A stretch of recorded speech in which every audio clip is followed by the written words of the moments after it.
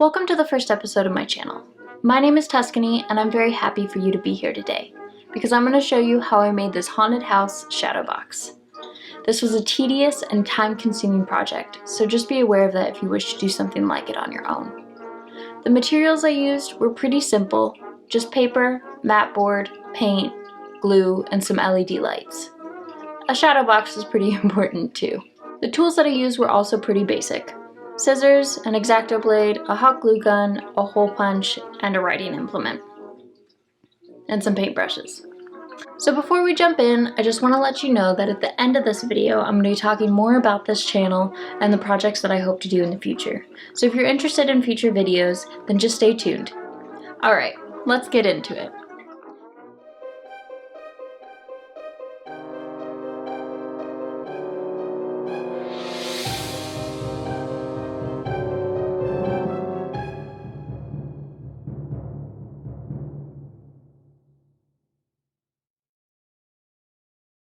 The first thing I wanted to do for this project was create a design, and then I sketched it out on a piece of paper that fit exactly into the shadow box. This helped me create the exact size I wanted my house, and then I could create a skeleton of the house from there.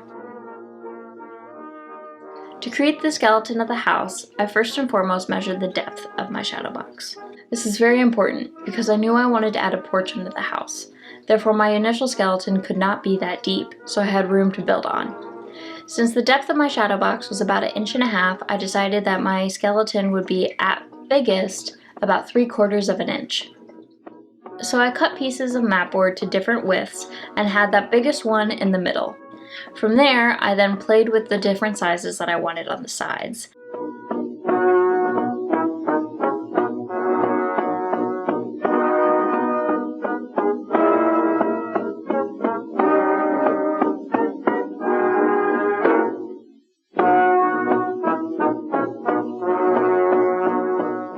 The sketch that I made for the size of the house is my blueprint for where my mat board pieces go. So as I cut them, I put them on the lines that I want them to go later. Once I have them all cut, I then glue them all together to create a skeleton.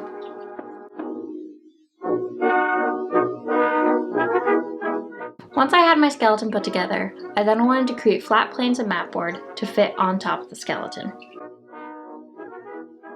I did this by tracing the skeleton onto mat board and then cutting out those pieces. I then cut out the pieces and put them on the skeleton to see if they fit properly.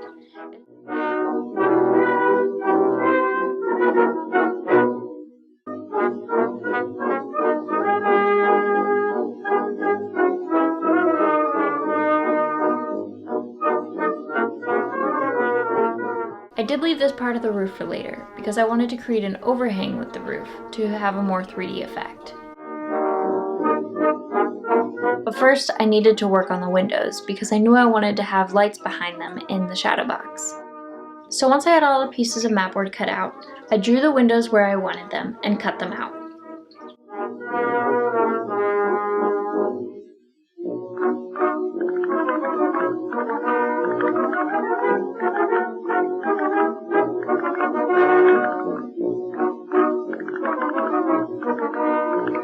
Once the windows were all cut out, I was then able to go in and glue all the mat board to the skeleton.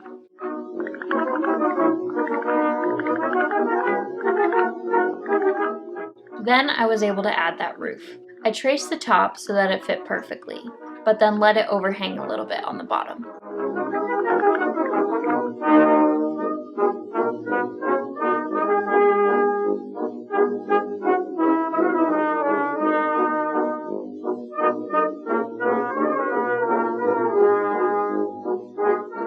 Once the structure of the house was all put together, I then wanted to paint it, just in case there were any gaps in the details I was going to overlay on top of the structure. Then you wouldn't see white coming through.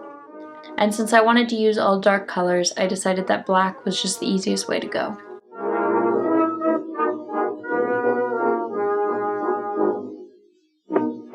After the house was painted, I then went in with some clear material and covered the windows.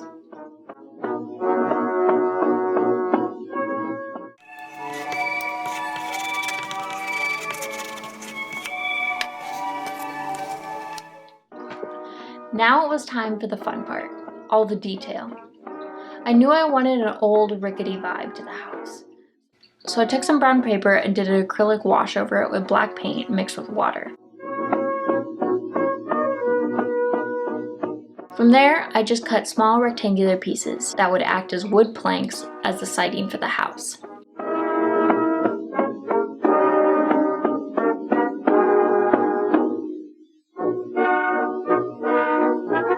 I'm not gonna lie, the next step took me about 3 to 4 days, but it gives such a realistic look to the house that I thought it was important. So once I had all my wood planks, I just started gluing them onto the house.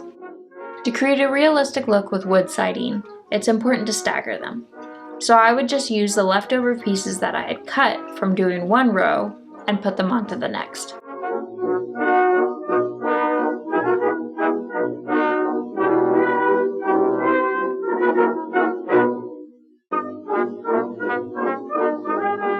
I also just slightly overlapped the pieces so that it would give a more 3D effect, which you can see here. I also wasn't worried about the jagged look of the windows because I knew that I wanted to go back in and create an outline for them. So once the paneling was done, that's what I did. For each window, I used a scrap piece of paper to make a stencil of the window, and then from there I could create an outline. Once those were all cut out, I then glued them on to create a more clean effect around the windows.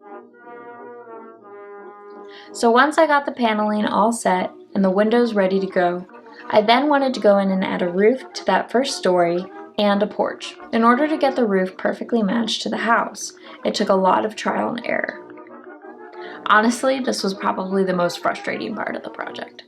But once I got that settled, I could then start on the porch, which was much easier.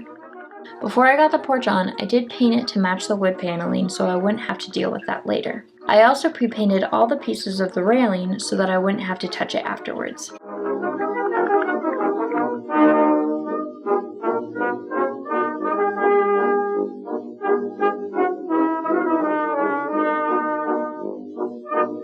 This is supposed to be a haunted house, so I did add batwing-like structures as braces for the top of the posts. After the porch was finished, I turned my attention to the roof. Similar to the wood paneling, I did an acrylic wash on some gray paper. I then used a hole punch to cut out a bunch of circles. After that, I started gluing them on in rows along the roof.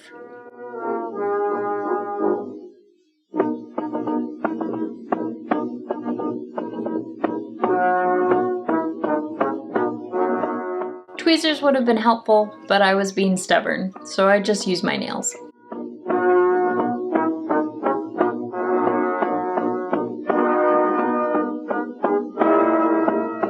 This may seem more tedious, but it actually took less time than the wood paneling.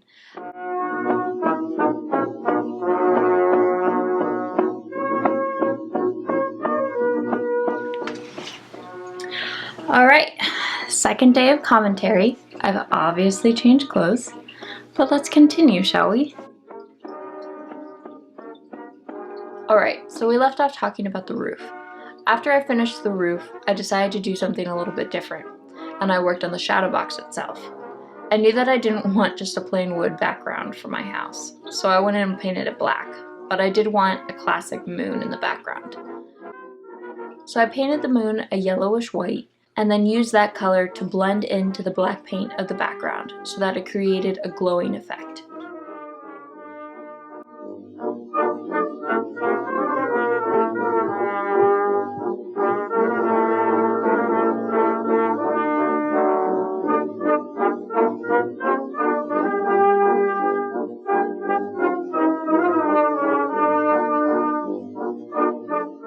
I also went in and added clouds with cotton. I painted the cotton and glued them in. At first I wasn't sure if I liked them because they kind of looked like matted hair, but I later decided that they were growing on me, and I put them in anyway.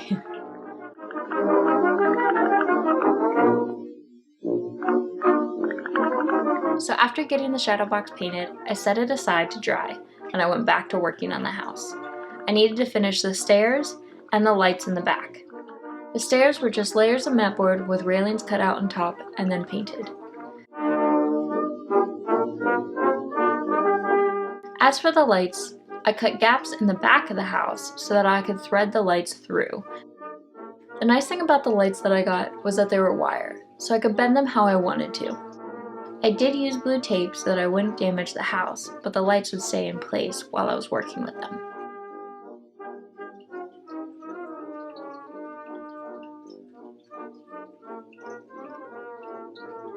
And if you're wondering why I used pumpkins, I partly like them because of their orange creepy color, but I also wanted to wrap a few pumpkins around the front porch so that they could be showcased in front.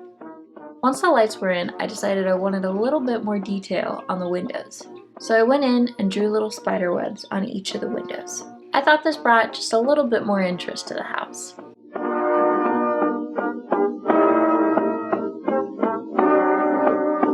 And finally, once the house was ready to go and the shadow box dry, I was able to insert the house into the shadow box. I did pre-cut an area in the skeleton of the house for the battery box to go. And I just double taped the battery box to the back of the shadow box so that it wouldn't move when I flicked it on and off inside the house. I also just used double-sided tape for the house itself because I knew that eventually I'd have to change the batteries on the LED lights, so I wanted to be able to take that out easily without damaging anything. And last but not least, I added some grass at the bottom of my house.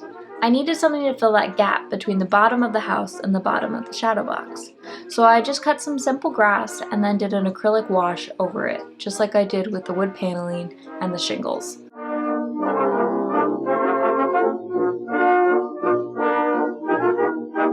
I did do a couple layers of grass, and once they were all glued together and ready to go, I glued them to the front of the shadow box so that when it closed, it would cover that bottom portion. And finally, I was able to get it up on my wall for the Halloween season. I'm really proud of this project and I'm so happy with how it turned out, and I hope you like it too.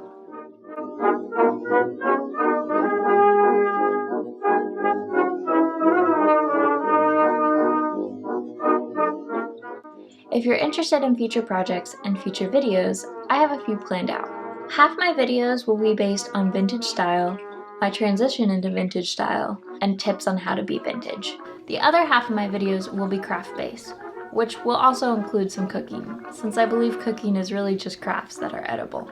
So I hope you join me for my next video and stick with me while I get used to the camera, editing, and hopefully get better equipment in the future. I guess I'm gonna have to come up with some sort of sign-off too. But we'll get there. Alright, see y'all next time.